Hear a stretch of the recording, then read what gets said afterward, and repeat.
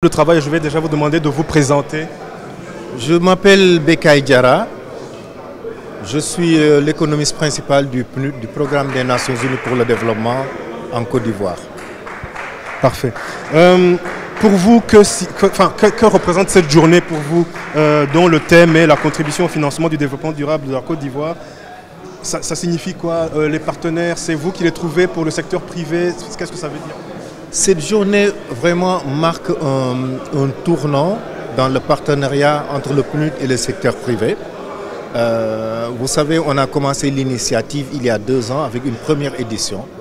Et le but, c'était de permettre au secteur privé non seulement de renforcer le dialogue avec le gouvernement, mais aussi de profiter de certaines initiatives du PNUD pour saisir des opportunités, soit d'investissement, soit de partenariat. C'est pourquoi la première édition avait posé dans le débat comment les entreprises ivoiriennes pouvaient profiter de la ZLECAf, la zone de libre-échange africaine. On avait aussi parlé de la carte de l'investissement, de l'investisseur, qui est une cartographie de toutes les opportunités des investissements qui accélèrent les ODD, les objectifs de développement durable. On avait aussi parlé de la rationalisation du dispositif d'appui des PME. Vous savez, quand il y a beaucoup de structures d'appui qui soutiennent les PME, parfois il y a des chevauchements, parfois il y a... Et puis on avait fait une étude qui montrait comment l'écosystème d'appui des PME pouvait être rationalisé.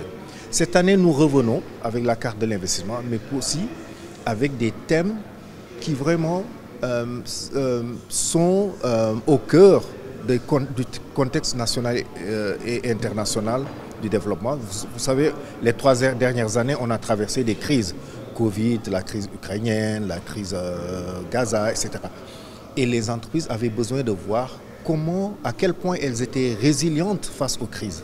Ça, c'est un thème qu'on va débattre aujourd'hui. On a aussi regardé la responsabilité sociétale de l'entreprise.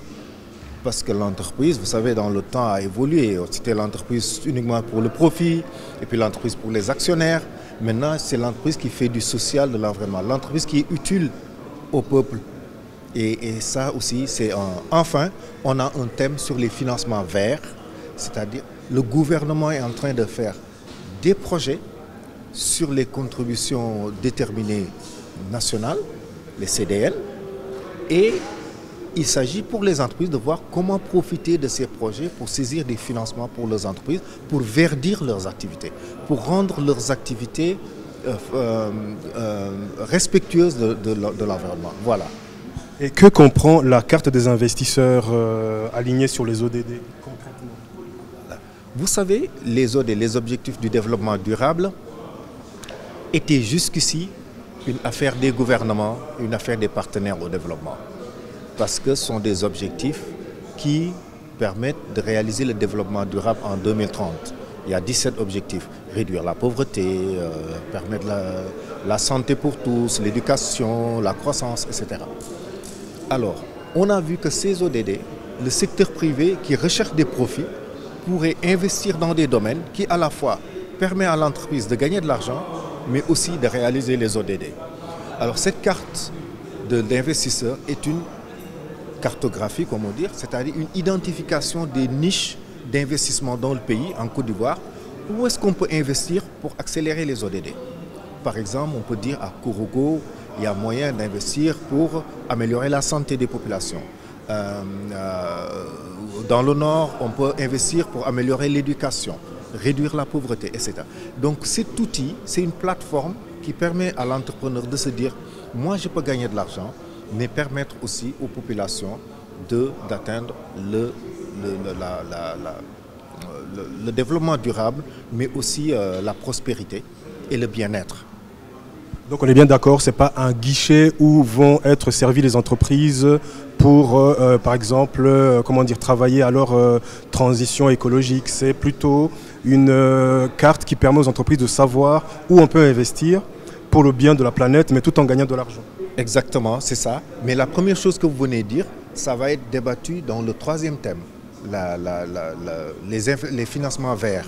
Par contre, c'est vrai que cette carte, c'est l'investisseur, où est-ce qu'il peut investir pour accélérer les ODD, soit de la réduction de la pauvreté, réduire la mortalité maternelle, la mortalité infantile,